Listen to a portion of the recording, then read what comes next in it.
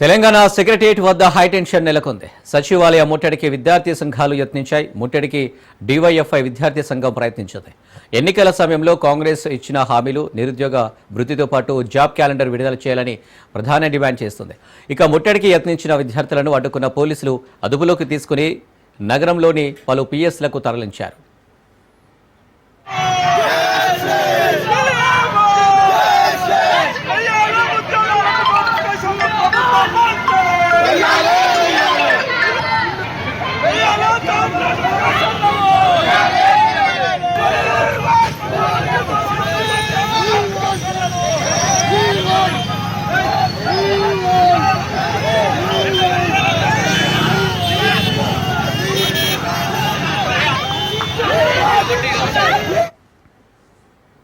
మరోవైపు ఉస్మానియా వర్సిటీలోని అరెస్టుల పర్వం కొనసాగుతుంది. చెలో సెక్రటేరియట్కు నిరుద్యోగ జేఏసీ పిలుపునిచ్చిన నేపథ్యంలో పోలీసులు అలర్ట్ అయ్యారు.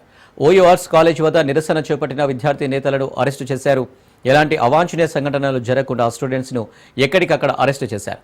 అదుపులోకి తీసుకున్న పలువురు విద్యార్థులను ఓయూ పిఎస్కు తరలించారు.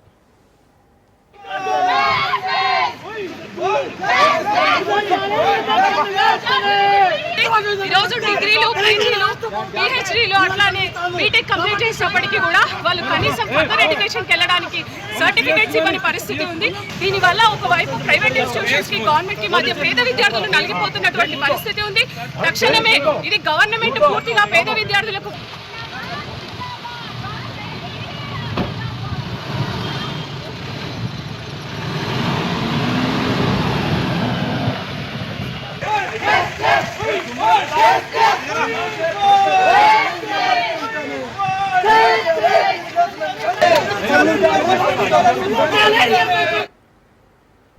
రైట్, ఇక నిరసనకు సంబంధించి మరిన్ని డీటెయిల్స్ మా ప్రతినిధి రత్నకుమార్ అందిస్తారు. రత్న, నిరుద్యోగులకు ఇమీడియట్ గా ఉద్యోగాల జాబ్ క్యాలెండర్ రిలీజ్ చేయాలి, అలాగే నిరుద్యోగ భృతిని రిలీజ్ చేయాలంటూ కూడా నిరుద్యోగ యువతంతో కూడా ఇటు సెక్రటేరియట్ ను ముట్టడించేందుకు కూడా ప్రయత్నాలు చేశారు.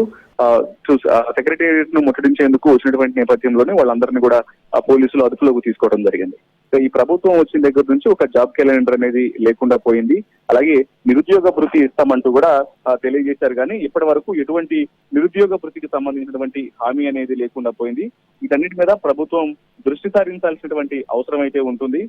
ఇప్పటి వరకు ఆ నిరుద్యోగుల గురించి పట్టించుకున్నటువంటి పాపాన పోలేదు. కాబట్టి ఖచ్చితంగా దీని మీద చర్యలు తీసుకోవాలి. తీసుకోకపోతే మాత్రం ఖచ్చితంగా ఉద్యమిస్తామనంటూ కూడా నిరుద్యోగులందరూ సెక్రటేరియట్ ను ముట్టడించేందుకు ప్రయత్నం చేశారు. ఇందులో డివైఎఫ్ఐ విద్యార్థులు ఉన్నారు, ఇతర విద్యార్థి సంఘాలకు సంబంధించినటువంటి విద్యార్థి లీడర్స్ కూడా ఉన్నారు.